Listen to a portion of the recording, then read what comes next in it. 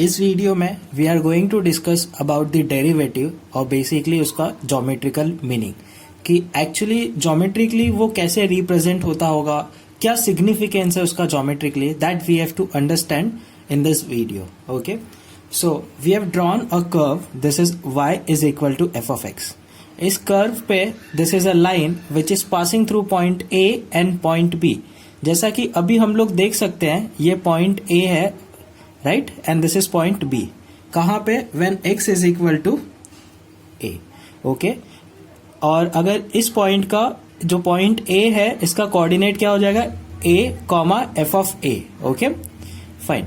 अब h distance पे we are taking another point that is a plus h. तो इस b पॉइंट का कोऑर्डिनेट क्या हो जाएगा? This is point b. इसका कोऑर्डिनेट हो जाएगा a plus h comma f of a plus h. Okay, so what basically we have to understand in this case कि अभी जैसा कि हम लोग देख रहे हैं ये जो लाइन है which is passing through two distinct point, and to find out the slope of this line हम कैसे निकालते हैं स्लोप ऑफ द लाइन?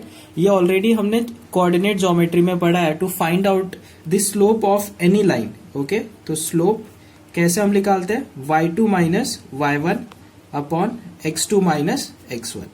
तो इस केस में इस लाइन का स्लोप क्या हो जाएगा? देखो f of a plus h. अच्छा, पॉइंट a के कोऑर्डिनेट क्या होंगे? a comma f of a. Okay, so slope is going to be f of a plus h minus f of a divided by a plus h minus a. Okay, ये cancel हो गया. So we got f of a plus h minus f of a divided by h. Now what I am going to do, ये जो h है I am taking this h very small quantity or I can say h tends to 0. So put limit over here. जैसे जैसे h 0 की तरफ जाता जाएगा वैसे वैसे पॉइंट b फाइनली a पे आके क्या हो जाएगा? इम्पोज हो जाएगा. मतलब पहले जो a और b एक अलग अलग पॉइंट थे, now they are not the distinct point, they are the same point.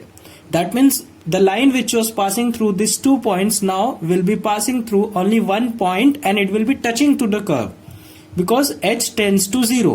So ऐसे केस में slope of the line क्या था? f of a plus h minus f of a upon h. Limit h tends to 0. तो यही slope of the line है और ये जो expression है that is represented by f dash of x when x is equal to a. So this is the differentiation. तो basically यहां से हम लोग क्या चीज कंक्लूड कर पा रहे हैं कि differentiation gives us the value. कौन सी वैल्यू देता है? ये हम लोगों को स्लोप की वैल्यू देता है. कौन सा स्लोप की वैल्यू? टेंजेंट के स्लोप की वैल्यू देता है जो कि कर्व पे हम लोग किसी एक पॉइंट पे ड्रॉ करते हैं. तो डिफ्रेंसिएशन का जो ज्योमेट्रिकल मीनिंग है इसका मतलब in simple words it gives us the value of slope of the tangent drawn to the curve. Okay, now after this we have to discuss the differentiation of some inverse trigonometric function. Okay, so we are going to discuss inverse trigonometric functions का differentiation. इससे पहले वाले video में exercise में we have already discussed all the formulas, chain rule, product rule, quotient rule और trigonometric functions के formulas, algebraic, logarithmic, exponential, इन सब का फॉर्मूला हमने देखा है. अब हमें इनवर्स ट्रिग्नोमेट्रिक फंक्शंस का देखना है. First one, y is equal to sine inverse of x. Okay, अब इसका डेरिवेटिव क्या होगा? देखो ये साइन इनवर्स है, जब ये साइन इस साइड आएगा then this is going to be sine y is equal to x. Now differentiate this with respect to x. तो हमें क्या मिलेगा? साइन का डेरिवेटिव होता है cos और y का हो जाएगा dy by dx is equal to 1. So therefore dy by dx is equal to 1 upon cos y. Okay, now we know the identity जो हम लोगों ने 9th और 10th स्टैंडर्ड में पढ़ रखा है already, that sine square theta plus cos square theta is equal to 1.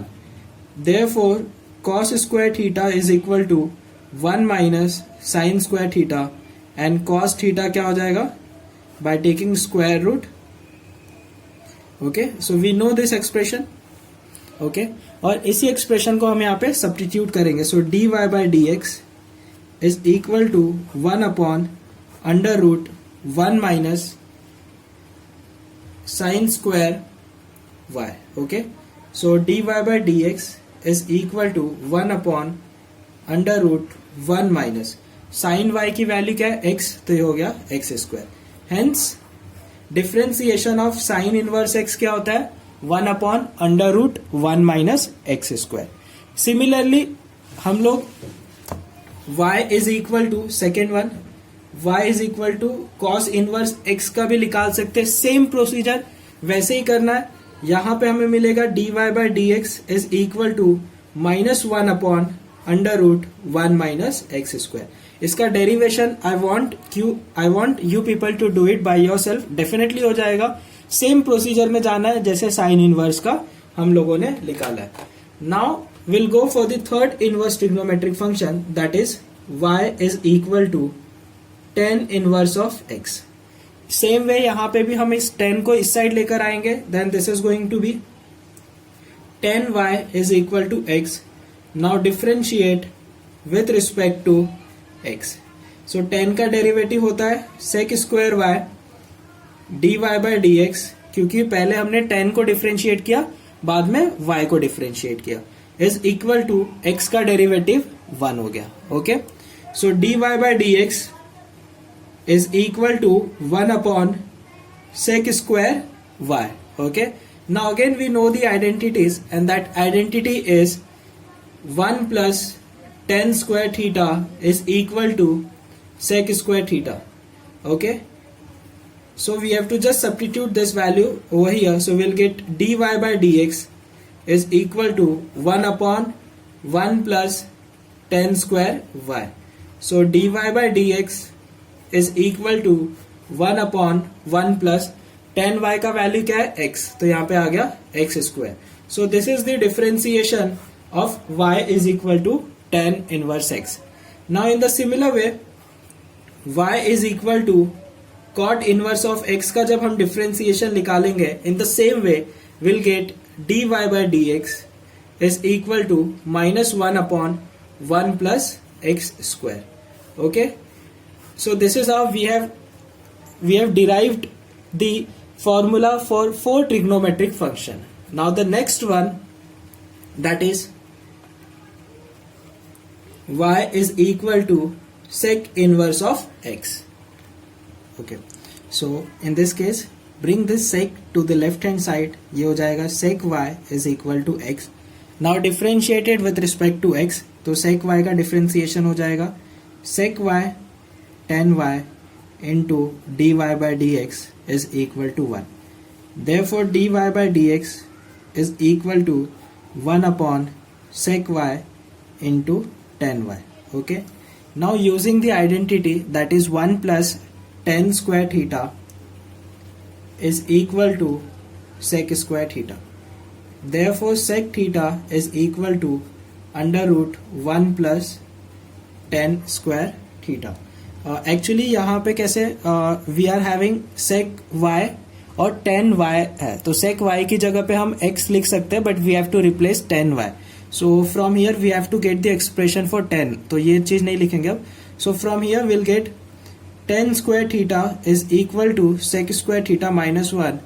Therefore tan theta is equal to under root sec square theta minus 1. Now let's replace all the values. So we'll get dy by dx is equal to 1 upon x under root x square minus 1. सो ये जो case है actually हम लोगों ये जो case है यहाँ पे it should be in mod. Why?